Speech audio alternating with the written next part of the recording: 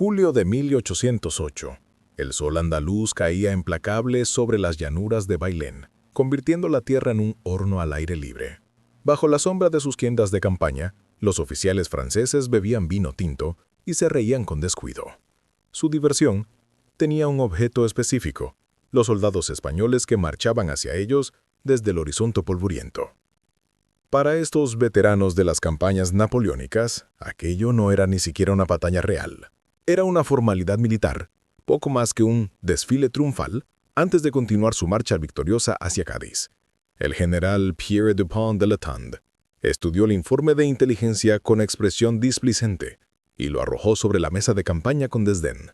Los números eran claros: 20.000 soldados franceses veteranos, curtidos en las victorias de Austerlitz y Jena, contra un ejército español improvisado. No había suspenso en este enfrentamiento. Era, para todos los efectos, una ejecución programada. Sus hombres habían conquistado media Europa en menos de una década. Habían aplastado a Prusia en cuestión de semanas. Habían humillado a Austria en batallas que ya eran leyenda. Y ahora estos españoles, campesinos con uniformes mal ajustados y mosquetes oxidados, pensaban que podían detener la marea imperial francesa. Dupont sonrió con amargura. Sería una lección breve pero memorable. Lo que el general francés no sabía, lo que no podía saber desde su tienda perfumada con vino importado, era que entre esos campesinos marchaba el regimiento de infantería de línea Zamora, una unidad que llevaba siglos de tradición militar grabada en su historia. Soldados que habían practicado la formación en línea hasta que podían cambiar de columna de marcha a línea de batalla con los ojos cerrados. Hombres que conocían cada colina, cada río, cada sendero de Andalucía como conocían las líneas de sus propias manos. El Zamora, más que un regimiento, una tradición de hierro. El regimiento Zamora no era una unidad cualquiera formada apresuradamente ante la crisis de la invasión. Era una de las formaciones de infantería más disciplinadas y respetadas del ejército español, con una historia que se remontaba a generaciones de servicio militar. Sus soldados vestían la casaca blanca reglamentaria, con vivos rojos en los puños, calzones blancos impolutos, bicornio negro sobre la frente, y portaban el mosquete de pedernal al hombro con la naturalidad de quien lleva un miembro adicional. Pero no era el uniforme lo que hacía peligrosos a estos hombres. Era el entrenamiento implacable que recibían a cada mañana, cada tarde, cada día, desde hacía años. Cada soldado del Zamora podía cargar su mosquete en 20 segundos exactos, con los ojos cerrados si era necesario. Podían formar un cuadrado defensivo, esa formación táctica donde la infantería crea 4 muros humanos con bayonetas apuntando hacia afuera, en menos de un minuto. Cuando 500 hombres del Zamora disparaban al unísono, la descarga era como el trueno de los dioses antiguos, y sabían exactamente cuándo disparar para causar el máximo daño al enemigo. No eran simples soldados, eran una máquina militar perfectamente calibrada. Castaños, el estratega que Francia subestimó. El comandante supremo de la operación española era Francisco Javier Castaños, un hombre de 50 años con un rostro curtido por el sol africano y los ojos penetrantes de quien ha visto la muerte de cerca demasiadas veces. Veterano de las campañas en el norte de África, Castaños había pasado años estudiando las tácticas napoleónicas con la obsesión de un académico y la pragmática de un soldado profesional.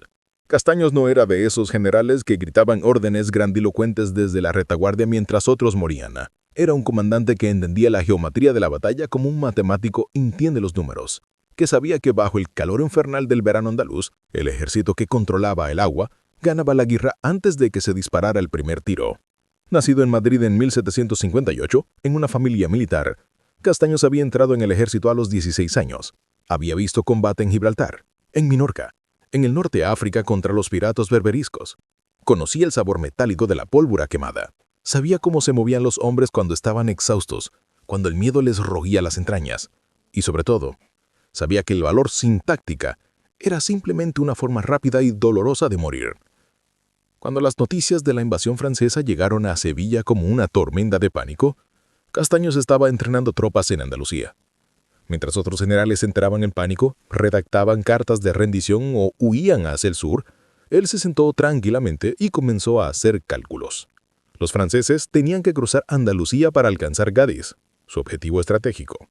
Eso significaba que tenían que pasar por caminos específicos, rutas conocidas, Tenían que encontrar agua en una de las regiones más secas de España en pleno julio, y Castaños conocía cada pozo, cada río, cada fuente entre Córdoba y el mar Mediterráneo.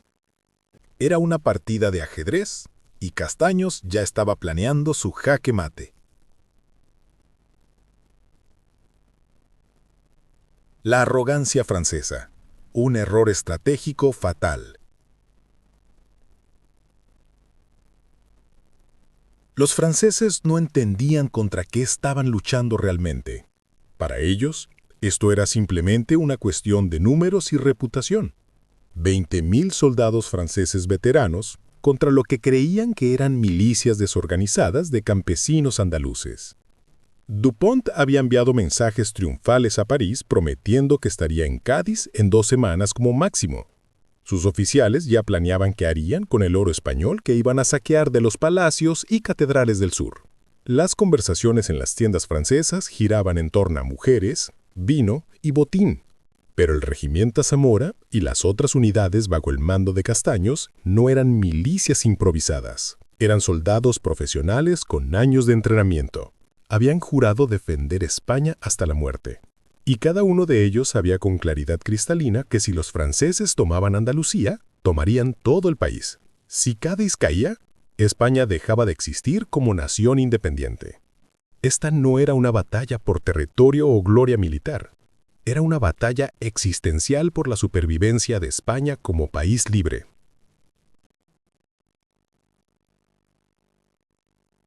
La noche antes de la tormenta. Preparativos para la historia.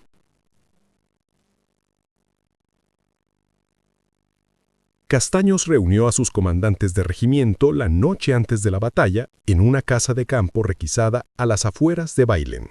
El plan que expuso era simple en concepto, pero brillante en ejecución. No atacarían de frente como los franceses esperaban, como dictaba la lógica militar convencional. Usarían el terreno a su favor. Cortarían las líneas de suministro franceses. Controlarían cada fuente de agua.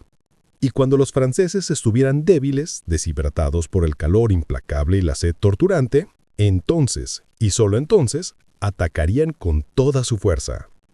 El regimiento Zamora recibió la posición más crítica y peligrosa del plan, el centro de la línea española. Si el Zamora se rompía, si cedían aunque fuera 1 metro de terreno, toda la batalla se perdía. Los franceses podrían dividir al ejército español en 2 mitades y destruirlas por separado. No habría segunda oportunidad. No habría retirada estratégica. O resistían o España caía. Los sargentos del Zamora verificaron personalmente cada mosquete, cada cartucho de pólvora, cada piedra de pedernal en las cazoletas de las armas. No podía haber fallos mecánicos. No podía haber excusas. Los soldados del Zamora limpiaron sus bayonetas hasta que brillaban bajo la luz de las antorchas. Esa noche, muchos escribieron cartas que tal vez nunca llegarían a sus destinatarios. Rezaron en voz baja, cada hombre con sus propios dioses y santos, pero no tenían miedo, o al menos no el tipo de miedo que paraliza. Tenían algo que los franceses, con toda su experiencia y victorias, no tenían. Luchaban en su propia tierra, por sus familias, por sus hijos, por su país. Esa motivación, ese fuego interno, valía más que todo el entrenamiento napoleónico del mundo.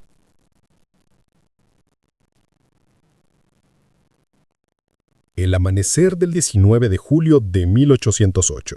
Amaneció con un cielo limpio y despejado, prometiendo otro día de calor brutal. Los franceses comenzaron su marcha hacia el sur con confianza, cantando canciones de victoria, pensando ya en el saqueo que les esperaba en las ricas ciudades andaluzas. No sabían que Castaños ya había movido todas sus piezas en el tablero, que el regimiento Zamora ya estaba en posición, que la trampa estaba preparada y solo esperaba que ellos marcharan directamente hacia ella. Bailén era un pueblo pequeño y aparentemente insignificante en el camino entre Madrid y Cádiz, rodeado de colinas bajas, olivares polvorientos y campos secos. Parecía el último lugar donde se escribiría historia. Pero Castaños había elegido este lugar con precisión quirúrgica. Quien controlara Bailén, controlaba el camino principal hacia Andalucía. Era el cuello de botella perfecto, el lugar ideal para detener a un ejército invasor. El ejército de Dupont había salido de Madrid semanas antes con pompa y circunstancia. 20.000 hombres de infantería veterana, que habían luchado en Austerlitz, caballería que había ejecutado cargas devastadoras en Jena. Artillería francesa, los mejores cañones de Europa diseñados por los ingenieros más brillantes del continente. Dupont había apostado todo a que con esta fuerza abrumadora podría conquistar toda Andalucía en un mes, como máximo. Pero Dupont había cometido errores críticos desde el principio de la campaña. Había permitido que sus tropas saquearan Córdoba sin control. Sus soldados habían violado mujeres, robado iglesias, profanado lugares sagrados. Esto había enfurecido a la población local hasta el punto de convertir a cada pecenillo en un espía potencial para Castaños. Cada pastor en las colinas reportaba movimientos franceses. Cada posadero contaba cuántos soldados habían comido en su establecimiento. Dupont no tenía ni idea de dónde estaba realmente el ejército español. ¿Cuántos hombres tenía Castaños o qué estaban planeando? Marchaba a ciego hacia una trampa mortal. El general francés también había subestimado brutalmente el calor andaluz de julio. Las temperaturas alcanzaban los 40 grados centígrados al mediodía, convirtiendo el paisaje en un infierno literal. Los soldados franceses, acostumbrados al clima más templado del centro y norte de Europa, sufrían terriblemente. Sus uniformes de lana azul oscuro absorbían el calor como hornos ambulantes. Las cantimploras se vaciaban con rapidez desesperante. Y Castaños, en un golpe maestro de guerra psicológica, había ordenado envenenar o bloquear cada pozo y fuente en el camino francés.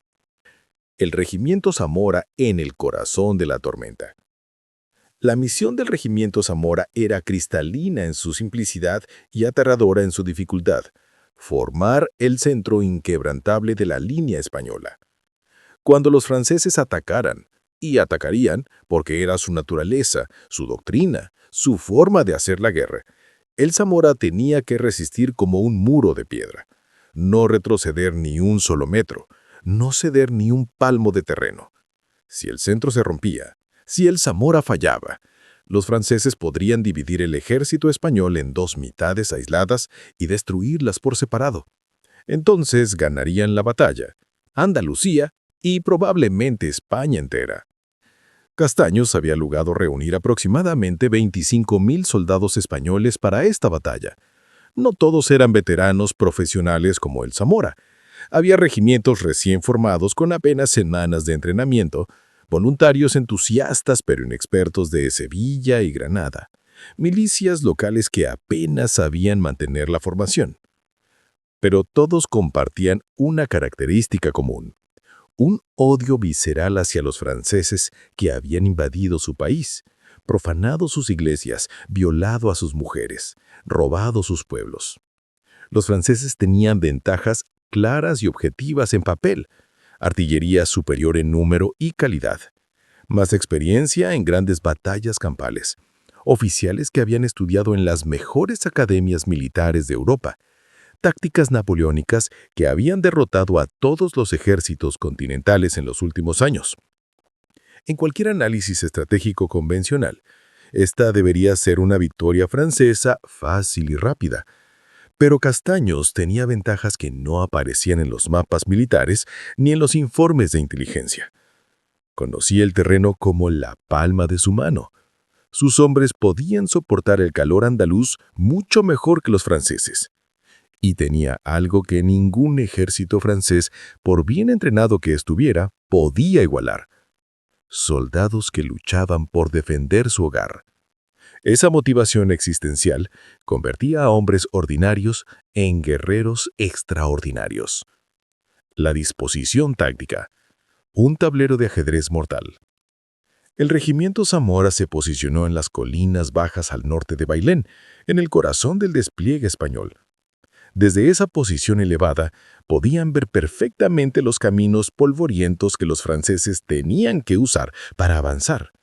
Los sargentos veteranos organizaron a los hombres en compañías con precisión mecánica. Cada compañía sabía exactamente qué hacer, cuándo hacerlo, cómo coordinarse con las unidades adyacentes. La táctica de fuego era simple pero devastadoramente efectiva. La primera fila dispara al unísono. Luego se arrodilla inmediatamente para recargar. La segunda fila da un paso adelante y dispara mientras la primera recarga. La tercera fila permanece lista, mosquetes cargados, esperando su turno. Era como una máquina de muerte perfectamente coordinada, una sinfonía de destrucción con ritmo implacable. Los soldados del Zamora portaban el mosquete de pedernal estándar del ejército español. No era tan sofisticado como los rifles rayados ingleses que empezaban a aparecer en algunos regimientos británicos, pero era confiable, robusto, probado en combate. Alcance efectivo, aproximadamente 100 metros. Cadencia de tiro, 2 o 3 disparos por minuto en manos de un tirador experto.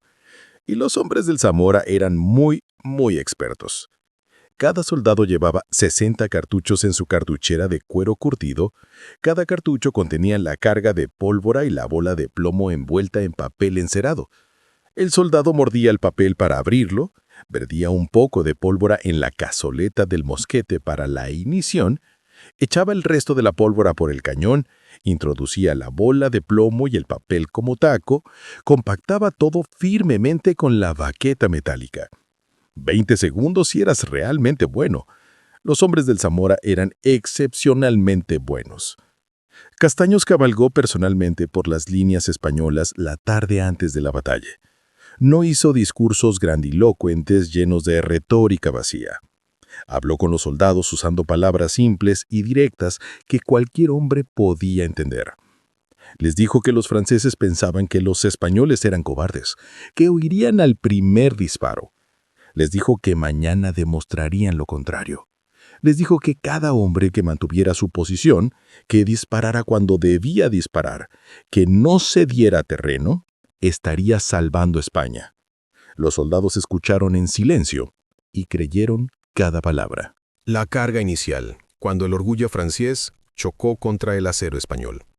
A las 6 de la mañana del 19 de julio, la artillería española abrió fuego sin previo aviso.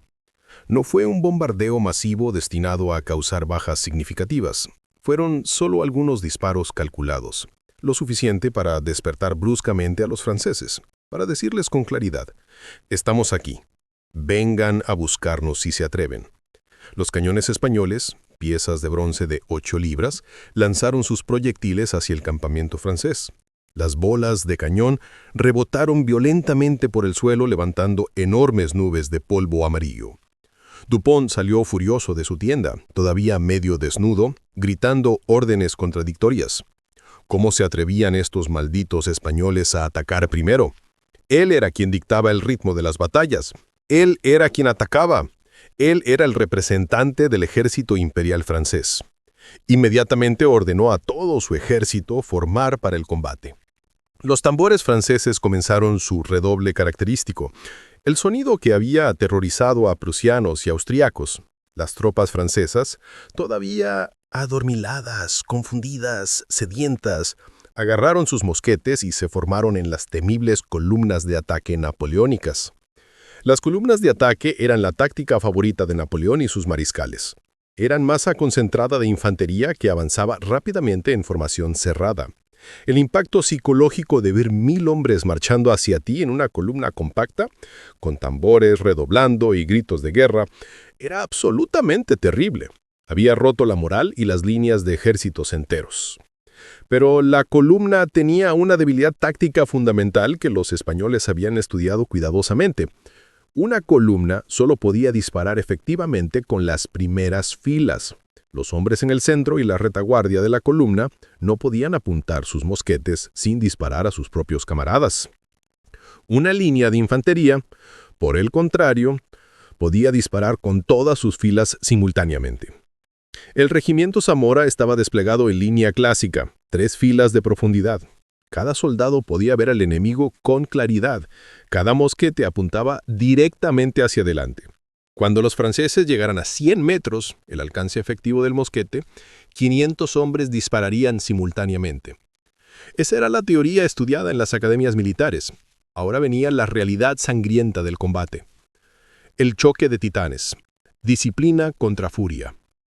Las columnas francesas comenzaron su avance con la confianza de quien ha conquistado media Europa. Tambores marcando el paso con precisión mecánica, oficiales al frente con espadas desenvainadas brillando bajo el sol, soldados gritando «¡Vive l'Empejou!», pensando que ese grito de guerra solo asustaría a los españoles y los haría correr como había funcionado tantas veces antes. Habían funcionado contra prusianos en Jena, habían funcionado contra austriacos en Austerlitz. ¿Por qué no iban a funcionar contra estos españoles? Los soldados del Zamora observaban en absoluto silencio. Sus oficiales habían dado órdenes cristalinas que se repetían en la mente de cada hombre. No disparar hasta recibir la orden explícita. No importaba qué tan cerca llegaran los franceses. No importaba qué tan aterradores se vieran. No importaba cuánto temblaran las manos.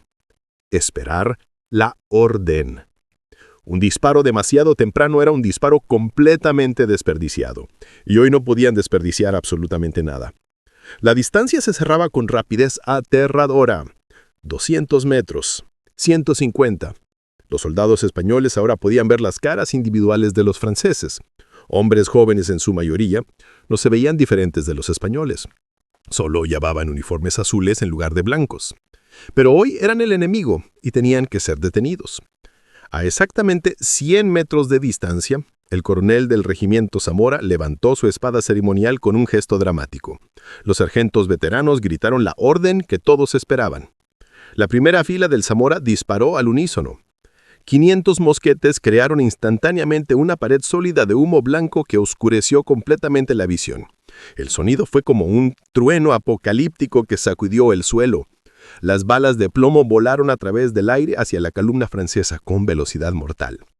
A 100 metros de distancia, con 500 mosquetes disparando simultáneamente, casi todas las balas dieron en algún blanco humano. La primera fila de la columna francesa simplemente desapareció, como si una mano gigante invisible la hubiera borrado de la existencia. Hombres cayeron muertos instantáneamente. Otros gritaron de agonía con heridas terribles. Sangre salpicó a los soldados de las filas traseras. La columna se tamboleó como un borracho, pero seguía avanzando. Esto es lo que hacían los soldados franceses, lo que los hacía temibles. Avanzaban sin importar las bajas. Era su entrenamiento, su orgullo, su identidad. Habían conquistado Europa así, paso a paso, sobre los cadáveres de sus propios camaradas. Primera fila española se arrodilló inmediatamente y comenzó a recargar con movimientos practicados 1000 veces. La segunda fila dio un paso adelante con precisión. A 80 metros, dispararon. Otra descarga absolutamente devastadora. Más franceses cayeron como trigo bajo la guadaña. La columna ahora estaba visiblemente confundida, desorganizada. No podían devolver el fuego efectivamente. Solo las primeras filas podían apuntar y disparar, y las primeras filas estaban muertas o moribundas. La tercera fila española disparó a 60 metros de distancia. Para entonces, la columna francesa había perdido completamente su formación ordenada. Los hombres tropezaban con los cuerpos de sus camaradas caídos. Los oficiales gritaban órdenes contradictorias que nadie podía escuchar sobre el ruido ensordecedor. El entrenamiento decía avanzar sin importar el costo. El instinto de supervivencia gritaba retroceder inmediatamente. La columna se detuvo, completamente atrapada entre dos imperativos contradictorios. El coronel Zamora, viendo la oportunidad con ojo de experto, ordenó a todo el regimiento disparar a voluntad. Ahora, ya no era fuego de salva perfectamente coordinado, era fuego continuo individualizado. Cada soldado recargaba y disparaba tan rápido como sus manos se lo permitían. El efecto era como una tormenta mortal de plomo cayendo sin cesar sobre los franceses atrapados. No podían avanzar. No podían retroceder efectivamente sin exponerse aún más. Solo podían morir. El calor, el aliado silencioso de España. Dupont observaba la masacre desde su posición de mando con creciente horror. Sus columnas de ataque, que nunca habían fallado, que habían roto las líneas de los mejores ejércitos de Europa, estaban siendo literalmente destrozadas. Estos malditos españoles no corrían aterrorizados, no entraban en pánico, disparaban con una disciplina profesional que rivalizaba con la de los mejores regimientos prusianos. ¿Quiénes demonios eran estos soldados? Ordenó a su artillería abrir fuego inmediatamente, pero la artillería francesa estaba mal posicionada en terreno bajo. No podía alcanzar efectivamente las posiciones españolas en las colinas. Los proyectiles caían cortos o pasaban de largo.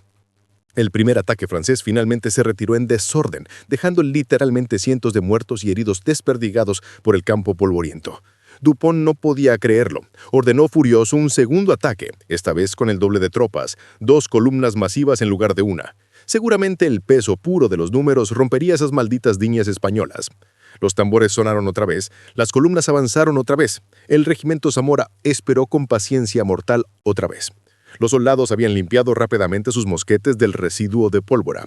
Habían redistribuido munición de los muertos y heridos. Estaban completamente listos para repetir la lección. Cuando las columnas franceses llegaron nuevamente a 100 metros de distancia, la historia se repitió con precisión mecánica. Descarga, recarga, descarga. Los franceses caían como fichas de dominó. El sol subía inexorablemente en el cielo andaluz. El calor se volvía verdaderamente insoportable como estar dentro de un horno. Los soldados franceses habían atacado 3 veces con furia desesperada. 3 veces habían sido rechazados brutalmente. Ahora estaban atrapados en tierra de nadie frente a las posiciones españolas. No podían avanzar sin ser masacrados. No podían retroceder sin exponerse a aún más fuego mortífero. Y lo peor de todo, no tenían agua. Dupont finalmente comenzó a comprender la magnitud de su error estratégico. No estaba luchando contra campesinos desorganizados, estaba enfrentando soldados profesionales que conocían perfectamente su oficio. Y peor aún, sus propios hombres estaban al borde del colapso físico. El calor, la sed, los ataques fallidos, todo había destruido sistemáticamente la moral francesa. Cuando Dupont miró a su alrededor, vio soldados franceses tirados en el suelo buscando desesperadamente cualquier pedazo de sombra, caras completamente rojas por la insolación, lenguas hinchadas por la deshidratación severa. El regimiento Zamora tampoco estaba en condiciones ideales. Habían disparado miles de cartuchos. Los cañones de sus mosquetes estaban peligrosamente calientes al tacto. El humo acre de la pólvora quemada hacía extremadamente difícil respirar. Pero seguían en posición. Seguían disparando cuando era necesario. Cada soldado del Zamora sabía con absoluta certeza que si se diera ahora, si se rompían en este momento crítico, todo su sacrificio habría sido completamente en vano. La desesperación francesa, cuando el orgullo encuentra la realidad. Castaños observaba el desarrollo de la batalla desde su puesto de mando, con satisfacción fría y calculadora. Todo estaba desarrollándose exactamente como él lo había planificado meticulosamente. Los franceses estaban completamente fijados en el centro de la línea, incapaces de moverse hacia adelante o hacia atrás. Y mientras estaban fijados como insectos en un tablero, las tropas españolas en los flancos se movían lenta pero inexorablemente, rodeando las posiciones francesas como una serpiente constrictora, enrollándose alrededor de su presa. A mediodía, con el sol en su punto más alto y mortífero, Dupont intentó algo absolutamente desesperado. Ordenó a su caballería ejecutar una carga masiva contra las posiciones españolas. La caballería francesa era genuinamente excelente, de las mejores de Europa. Coraceros con armadura de acero pesado, dragones montados con carabinas, húsares con sables curvos.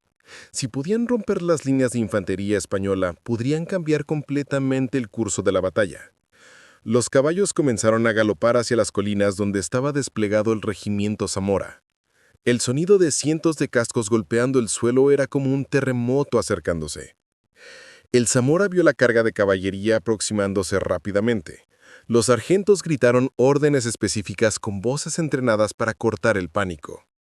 Los soldados formaron cuadro con movimientos practicados hasta la perfección. Esta era la formación clásica anticaballería desarrollada a través de siglos de guerra. 4 lados de infantería formando un cuadrado humano, bayonetas apuntando agresivamente hacia afuera en todas direcciones como un erizo de acero. Los caballos por instinto natural no cargarían directamente contra un muro sólido de puntas de bayoneta afilado. Era geometría militar simple, convertida en táctica mortal. La caballería francesa llegó como una avalancha. Cientos de caballos y jinetes profesionales gritando, sables brillando cegadoramente bajo el sol implacable. Pero cuando llegaron a aproximadamente 30 metros del cuadrado español, los caballos comenzaron a detenerse instintivamente. Los animales no son tontos, no se lanzan contra hileras de puntas de acero afilado apuntando directamente a sus pechos. Los jinetes espolearon desesperadamente, maldijeron, amenazaron, pero los caballos simplemente se negaron a avanzar más.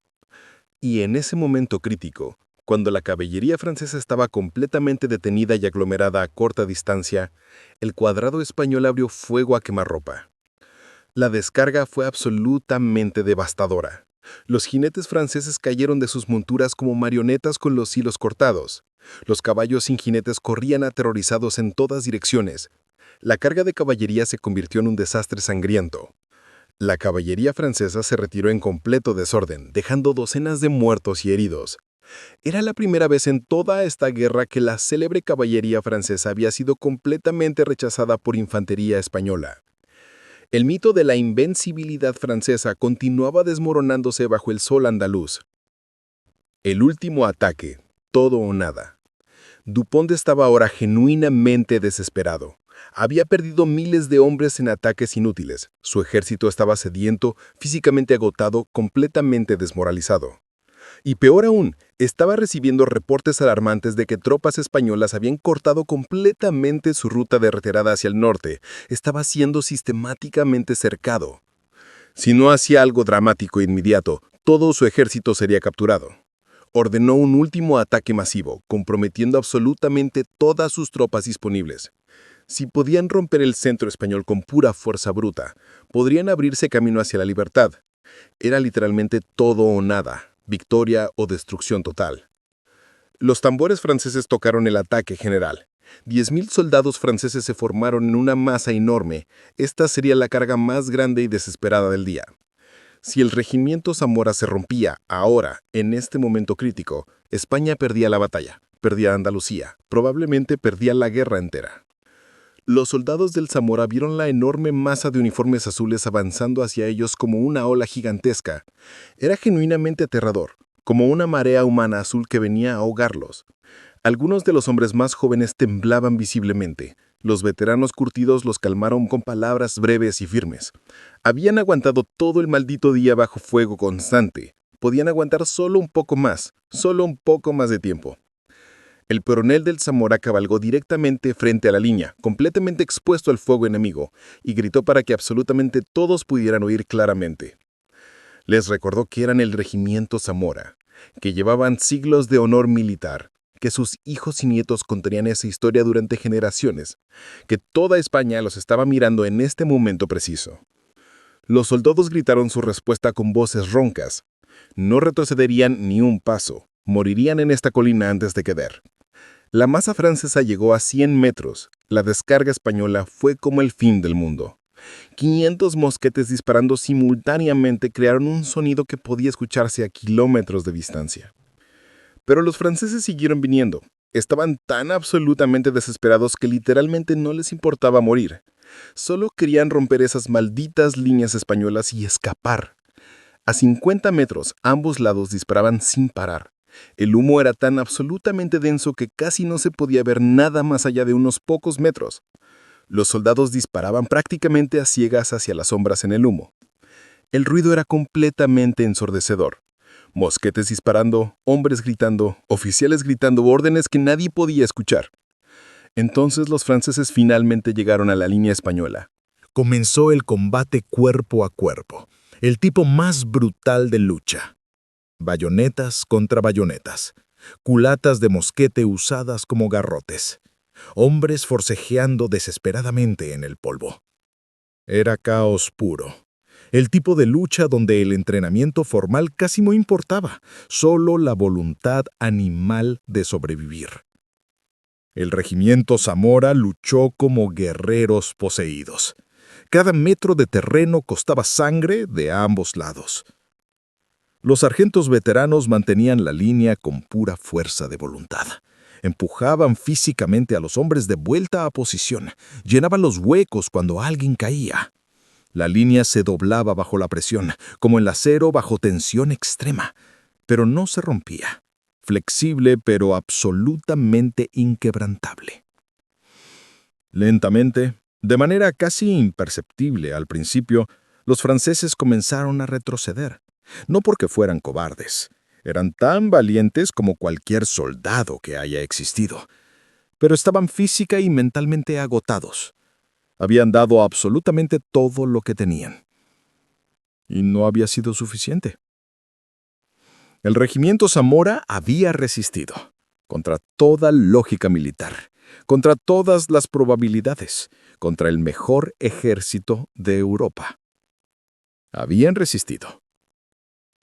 Castaños vio que este era el momento decisivo. Ordenó el ataque general español. Todas las unidades españolas avanzaron simultáneamente desde todas direcciones. El regimiento Zamora, que había defendido desesperadamente durante horas interminables, ahora contraatacaba. Los soldados que estaban en posición defensiva todo el día, ahora avanzaban con bayonetas, con gritos de victoria largamente contenidos y con la furia justa de hombres que habían sido profundamente subestimados. Los franceses intentaron desesperadamente formar líneas defensivas, pero era demasiado tarde. Estaban completamente desorganizados, física y mentalmente agotados, rodeados por todos lados. Las tropas españolas, que habían estado moviéndose silenciosamente en los flancos durante horas, ahora cerraban el círculo completamente. Era una tenaza perfecta. Dupont miró a su alrededor con ojos vidriosos y finalmente comprendió la verdad terrible. Estaba completamente cercado. No había escape posible. No había refuerzos viniendo. No había milagro militar que pudiera salvarlo. No había absolutamente ninguna esperanza. La decisión que cambió todo llegó cuando Dupont finalmente aceptó la realidad innegable. No podía ganar esta batalla. No podía retirarse con su ejército intacto. No podía romper el cerco español. Sus soldados estaban cayendo por insolación casi tan rápido como por las balas españolas. Llevaban 3 días con raciones absolutamente mínimas de agua. El calor andaluz los estaba matando más efectivamente que cualquier ejército.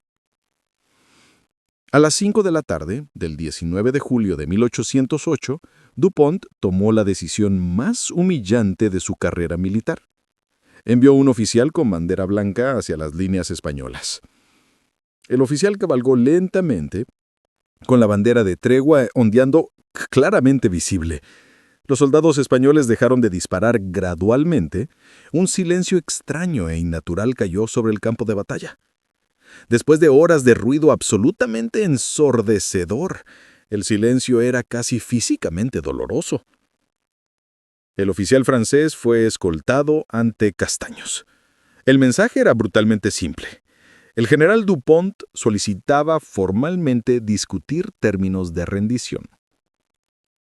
Castaños casi no podía creer lo que estaba escuchando. Un ejército francés completo, miles de veteranos de las guerras napoleónicas, quería rendirse formalmente a un ejército español. Era algo completamente sin precedentes en las guerras napoleónicas. Napoleón nunca había perdido así. Ningún general francés jamás se había rendido con todo su ejército relativamente intacto. Castaños dictó sus términos con claridad. Rendición completa e incondicional. Todas las armas entregadas inmediatamente, todos los soldados franceses se convertirían en prisioneros de guerra bajo custodia española. No habría saqueo español de venganza por los crímenes cometidos en Córdoba. Los prisioneros serían tratados con honor según las leyes internacionales de guerra. Pero la rendición tenía que ser absolutamente total. Dupont no tenía ninguna opción real. Aceptó todos los términos. A las 7 de la tarde del 19 de julio de 1808, el ejército francés en Bailén comenzó el humillante proceso de entregar sus armas. Los soldados franceses, que habían comenzado este día absolutamente seguros de una victoria fácil, ahora formaban en filas silenciosas y desarmadas. Tiraban sus mosquetes en pilas crecientes, entregaban sus cartucheras de munición, bajaban sus estandartes de regimiento con lágrimas de vergüenza. Un momento cuando el país entero se levantó contra la tiranía extranjera, cuando soldados ordinarios hicieron cosas absolutamente extraordinarias. El regimiento Zamora representa lo mejor del espíritu militar español. Disciplina implacable, coraje bajo fuego, sacrificio absoluto por la patria.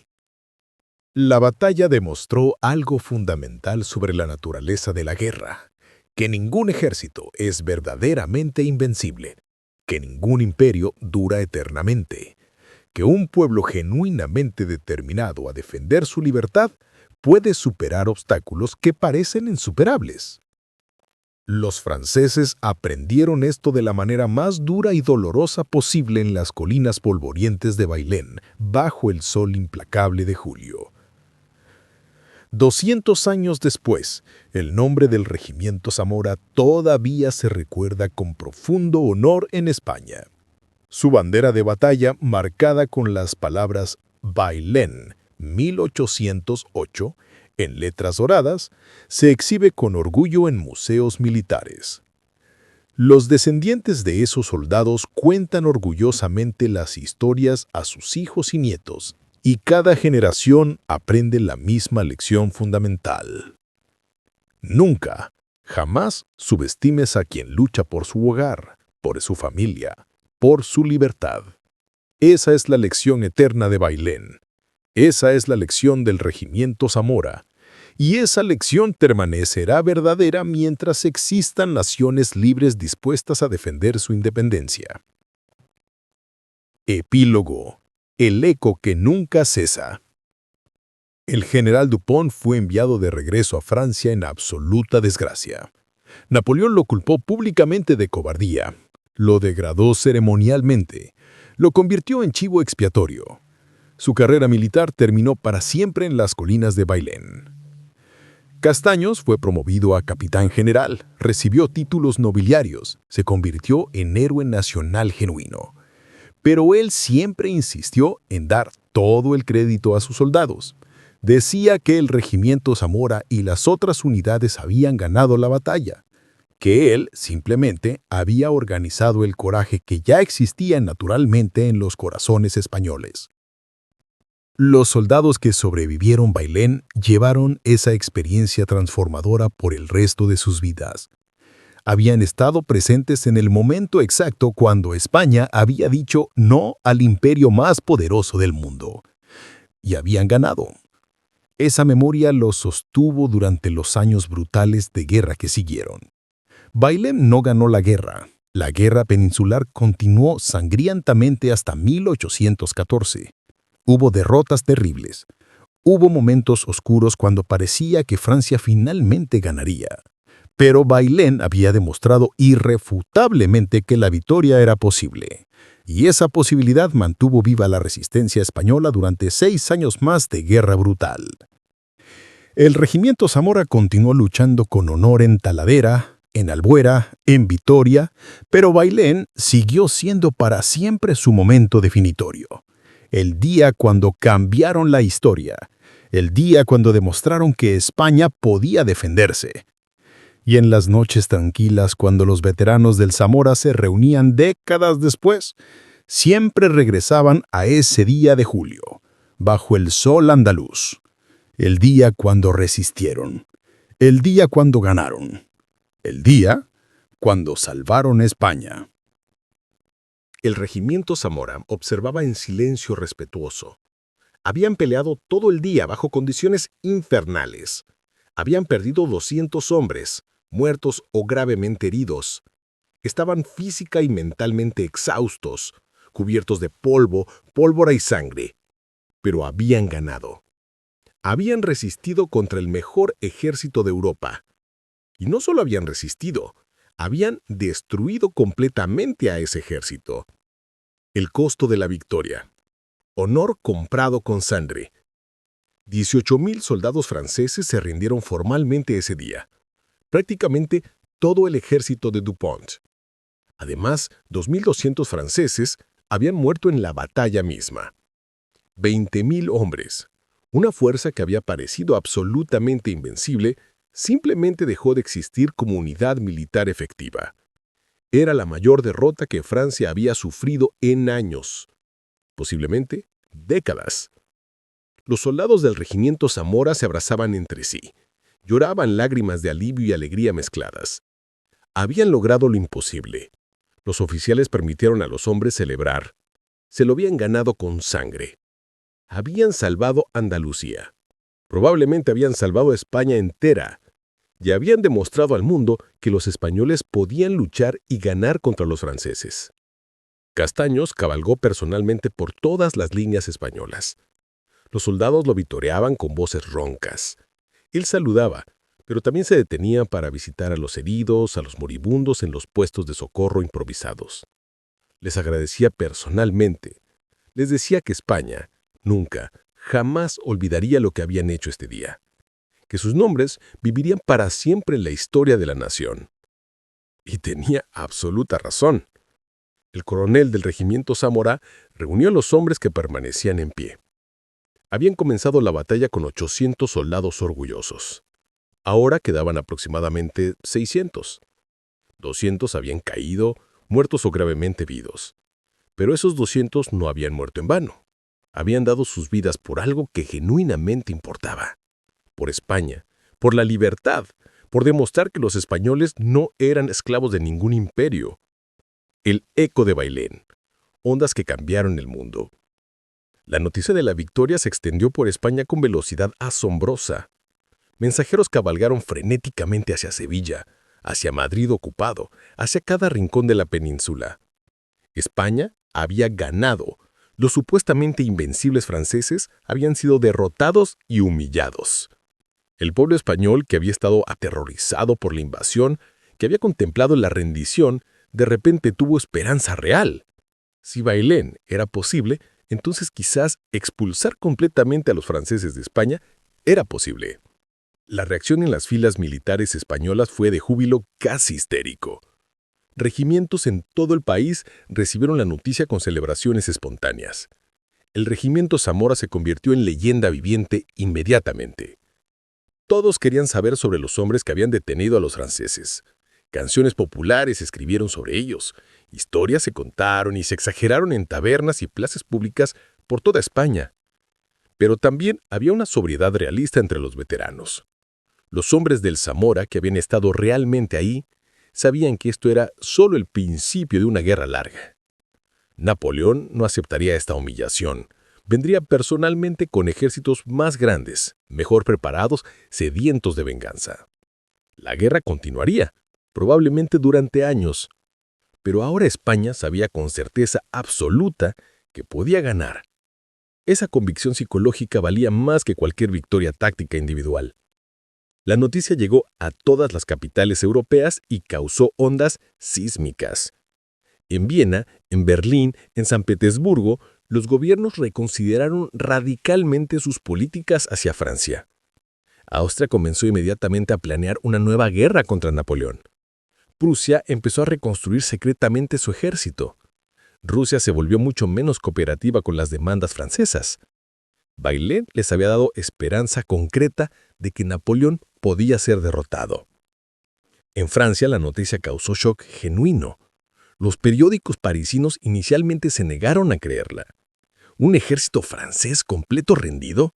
¡Imposible! ¡Inconcebible! Pero cuando Napoleón confirmó públicamente la derrota, el público francés entró en conmoción. Por primera vez, el pueblo francés dudó seriamente de la invencibilidad de su emperador. Era una grieta pequeña, en la fachada imperial, pero era una grieta real. El legado eterno, lecciones que trascendieron el tiempo. Bailén se estudia todavía hoy en academias militares de todo el mundo. Los estrategas militares analizan cómo Castaños usó brillantemente el terreno y el clima como armas tan mortales como cualquier cañón. Cómo el regimiento Zamora mantuvo disciplina férrea bajo presión extrema. Cómo una fuerza aparentemente inferior puede derrotar a una superior mediante táctica inteligente, motivación superior y uso del terreno. Son lecciones que nunca envejecen, que permanecen relevantes en cualquier conflicto. Para España, Bailén es un símbolo eterno de resistencia nacional.